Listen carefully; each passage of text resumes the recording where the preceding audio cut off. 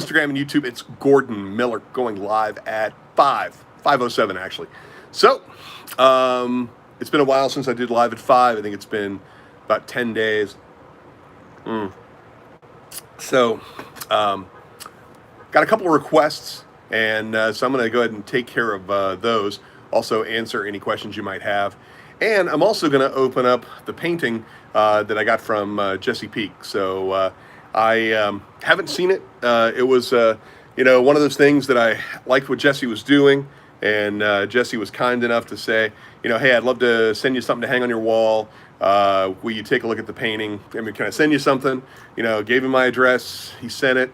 It's right over here. So there it is. Big old box. And so we're going to open it. I have not seen it. So we're going to get an actual reaction in terms of that. I wish it was Daytona. Tiger, I love Daytona. So no, this is my front porch. I'm here in Richmond, Virginia.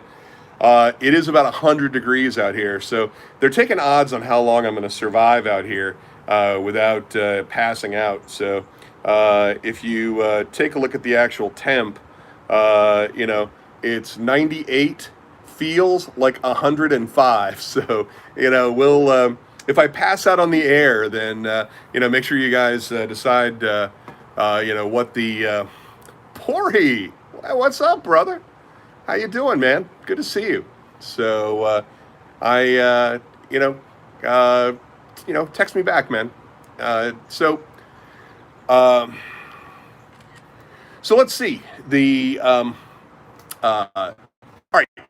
So the question I got was from one of my followers from Quora, and the question was, what do I think about Dan Pena's QLA system? Now, the method works by buying companies in fragmented industries and doing the roll-ups. So first of all, it's a great strategy. I mean, so I'm not a huge fan of Dan Pena's work. And I use work kind of, in air quotes because, anybody who pays $10,000 to go have Dan Pena yell at you for 3 days at his castle in England, I tell you what, man, send me $5,000. I'll yell at you here in the front yard for 3 days. So, it doesn't matter to me. But I just don't think that a lot of his program is very constructive. Now, that said, we were involved in two major deals, that one of which was this exact model, and it was an enormous success. So, in terms of what do I think about the strategy, in terms of what Pena says, I think that the strategy is right on. I mean, it's probably the biggest deal I've ever been a part of. We were brought on board to do the technology integration. The private equity firm bought 8 companies for $10 million each, and we did the virtual integration for the companies. Now, they owned pretty much every part of the vertical. I mean, they owned literally hardware, licenses, distribution, patents, testing, processing services, everything. I mean, literally the entire vertical. I think in terms of the industry, they owned about 80 to 85% of the entire market in terms of the vertical. And so what we did is we built the technology integration around this large virtual company. So taking these 8 companies, making them all work and function sort of like one.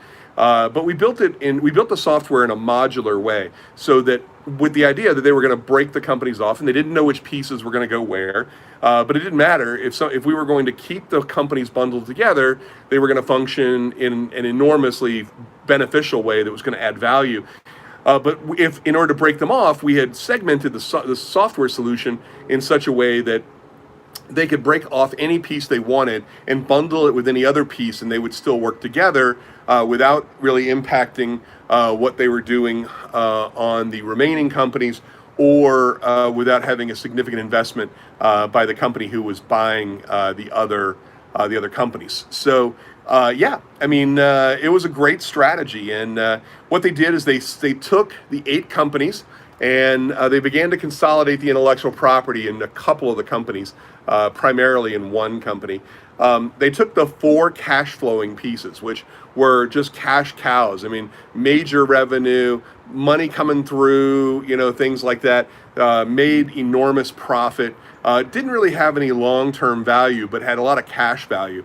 And they spun those off as a collective for the group for 280 million after having spent 80 million on the entire group of 8 companies.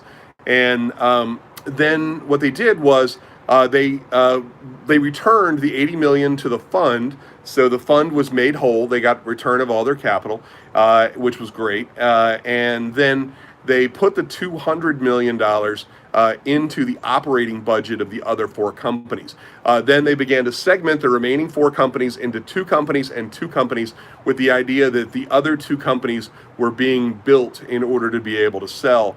And within a year or two, I think it was probably 2.5 years, they spun those other 2 companies out for about $2.8 billion. And it was an enormous win. So over $3 billion total in the one transaction. We had been a part of a prior opportunity where we were working with the technology integration for the same private equity company, and they did another deal for $2.6 billion. So all in all, I mean, we've been involved in almost $6 billion worth of total efforts like that. And so, is Dan Pena right? Yeah, I mean, of course. I mean, that's a great strategy. And in fact, it's one that we're doing right now with our partners globally. We're looking for the right pieces to integrate into the sort of global jigsaw puzzle, and rolling up a lot of these companies together and then doing the same kind of thing. I think it'll add some real value. And so that's kind of what we're doing now, and how we ended up getting into that particular thing. So as far as Dan Pena goes, though, I don't know that Dan offers a lot of value other than his brutal honesty, which I admire and respect. He'll yell at you, he'll curse at you, and things like that, which I mean, some people need it. I mean, some people are at that point, but most people don't. I mean, I don't think that's the most productive way to be, frankly. But I mean, that's just Dan. And I like Dan. I mean, don't get me wrong. I mean, I think Dan has a lot to offer, and so I'm not criticizing Dan at all. I think he's got some amazing followers, but Dan Pena is kind of an acquired taste, and I think if you watch some of his videos, you'll kind of understand that. But in terms of his QLA system, having done very large roll-ups in the billions of dollars, certainly it's a great strategy. But the idea of people who have no money and no experience buying companies to do a roll-up like that is just not going to happen. I mean, one of the things that this kind of strategy with Dan Pena's QLA system that is worth just mentioning is just the fact that you can acquire companies by buying out an owner's interest and let the owner finance it. And so that's a great strategy, and I believe that's a strategy that a few people who've scheduled calls with me in the last year or so have seen opportunities where there'll be owner financing available for some of these deals, and I think that's a great opportunity to work on those kind of solutions, and I think there's some real value in there. But in terms of being able to kind of get to where you need to be in a deal, if you don't have the money to finance the deal, you're not going to be able to do a multi-company roll-up of opportunities in a fragmented industry. It would be very difficult to do owner financing for 2 or 3 deals at a time, and then have that all come together. So like I said before, the real feel out here is like 105. Thank God there's a breeze, so about 5 to 6 miles an hour. It's saving me out here. But anyway, so that's kind of the answer for that, and I appreciate the message. I mean, I get a lot of text messages from folks on Instagram where people are DMing me. Also, a lot of questions on LinkedIn, and then some more here on YouTube. So I got a question here on YouTube. Let me see what the question is. My money is on you making it through the whole show. Oh, well, thanks, AJ. I appreciate it, brother.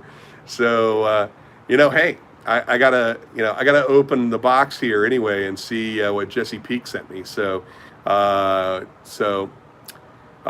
how you doing? Thanks. Good. Thanks for joining me, man. So, especially given how late it is where you guys are. All right. So, any other questions on any business thing before I get to the big box? We've got this big box over here that Jesse Peak sent me.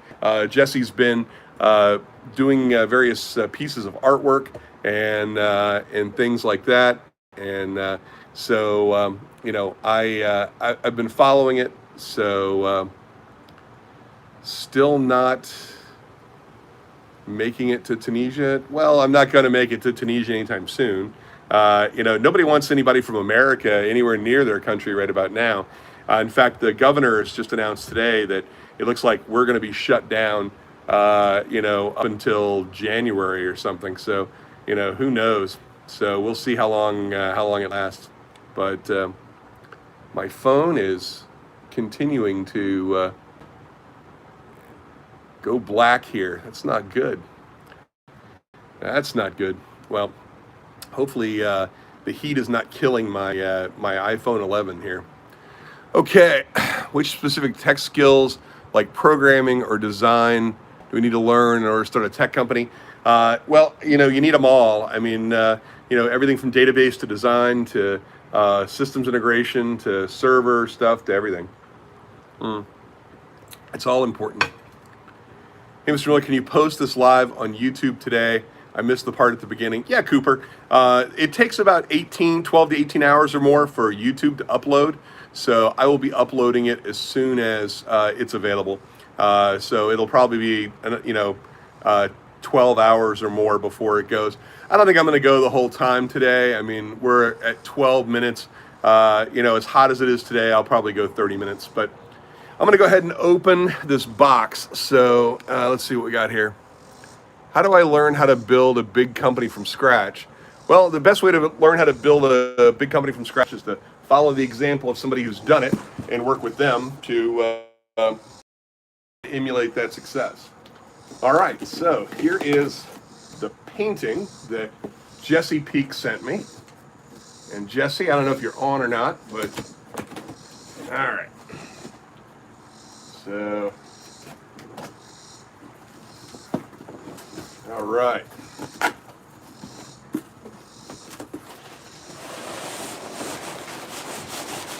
All right, wow. Good Lord.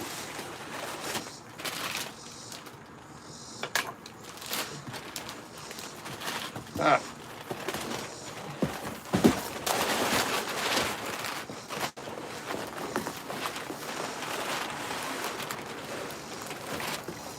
Oh no.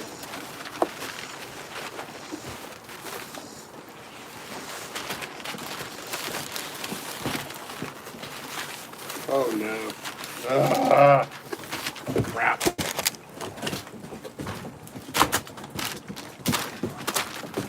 Okay. Well, that was something.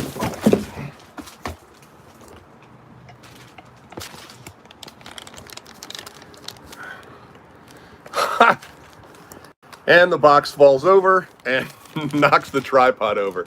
Nice. All right. Well, thanks. All right. Let's see what we got here.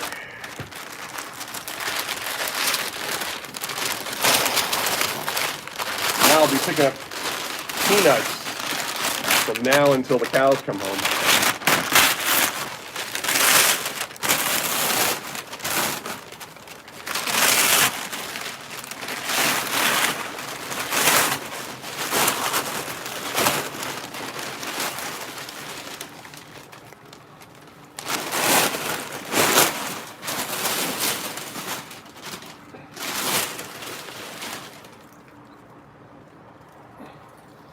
All right, sit this down here next to here, and see if you can see this here. So, yeah, Jesse has developed a style that has to do with letting paint run on the canvas and creates these layers and stuff like that. It has this amazing edge detail where all the stuff runs off, and you can tell on the back where the paint has been and hasn't been, and things like that. I just think it's really neat. And so see if we can get a better look at it. So thanks, Jesse. I appreciate it, man. It's always nice.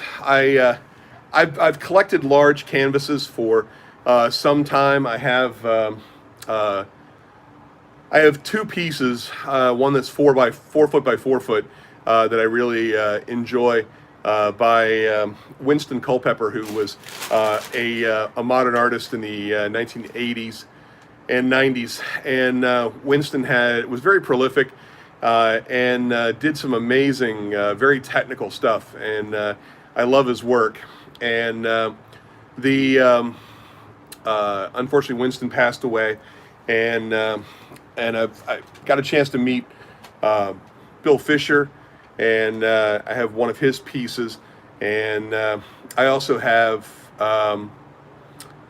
one that I picked up when I was in college that I've had for, I would say, 35 years, and it is a piece that is so big, it's impossible to get museum glass made for it. I think the last frame and glass estimate I got was about $4,000 just to frame it. So it's kind of crazy.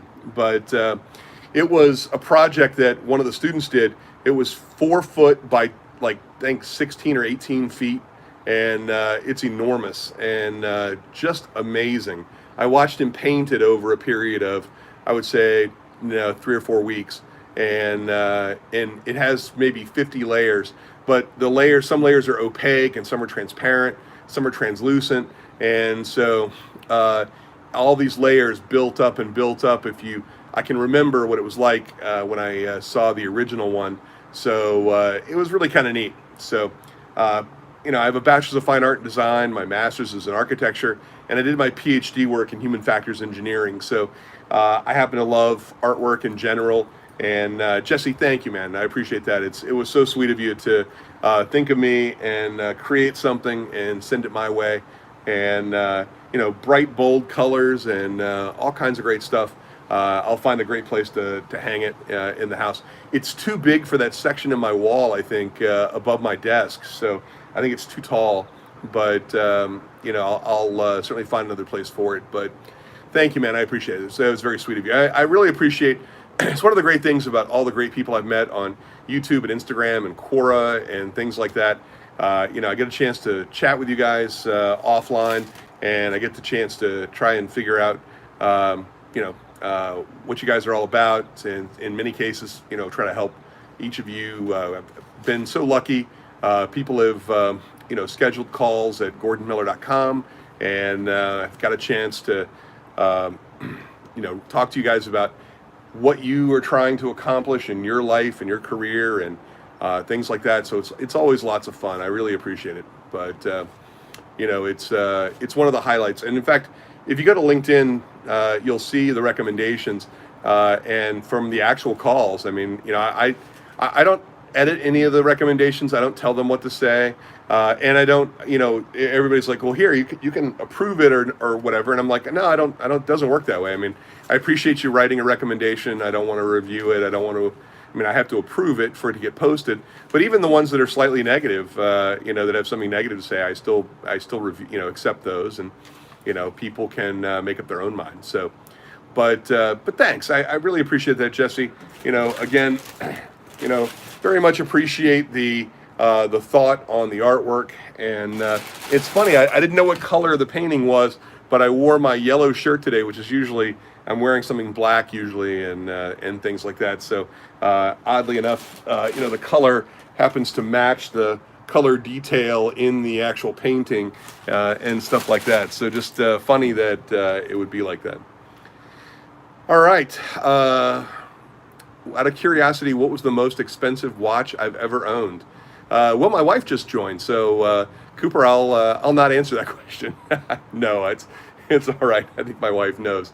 So I would say probably the most expensive watch I ever owned was I bought a Gerard Perregaux 1945 chronograph, and it was in decent shape. It was in very good shape, and the watch itself only cost about 5,000. It had to be sent off to be reconditioned, and the reconditioning took 6 months and cost another 5,000. And then when I went to go sell it, the watch itself was worth about $20,000. So it was just a beautiful watch. I mean, it's a rectangular face watch with rectangular pushers and stuff like that. Just an absolutely beautiful, elegant watch. So most of my other watches, I think the next most expensive is probably the Rolex 41 millimeter Datejust 2 that came out a few years ago. And I think that was about $7,000. But most of my watches, like this one, this is a Seiko Orient, and the Seiko Orient was like $300. So I have several watches. Actually, this is a lie. I have a dozen or two dozen watches. But most of the watches these days are all around the $200 or $300 range. So, what do I think about the growth of the digital marketing companies in the U.S.? Well, I think that digital marketing and social media is a lot like what multimedia was back in the 80s and late 80s and early 90s, where I was director of the multimedia lab. And, these days when we talk about, the use of text and graphics and animation and audio and video, you wouldn't imagine that, people would be getting degrees in that like 35 years ago. But it was a real major technological achievement to really kind of focus in those areas. I think that, and I said this at the time that I was director of the multimedia lab. I said that, in 30 years or 50 years, I didn't know how long it was going to take. In the future, that using multimedia was going to be as prevalent as the way it is for people using the telephone today. Of course, now telephones largely don't exist in terms of landlines. Everybody's got a cell phone and a smartphone and things like that. But when I made that prediction in 1991, 1992, that wasn't the case. So when the multimedia PCs came out in 1992, then that was kind of the way it is. But so I think that social media in another 10, 15 years, people are going to be doing it all themselves. So, I don't think it's a very long-term strategy, but I think it's a good way to make some money in the meantime. And it's a good way to, improve your overall abilities and stuff like that. So both of my phones are dark now. They're probably about to overheat because it's so hot out here. So I am going to go ahead and break off and end this, and I am going to get it inside before the phones crash and lose my video. So anyway, guys, thanks a lot. I appreciate going live at 5.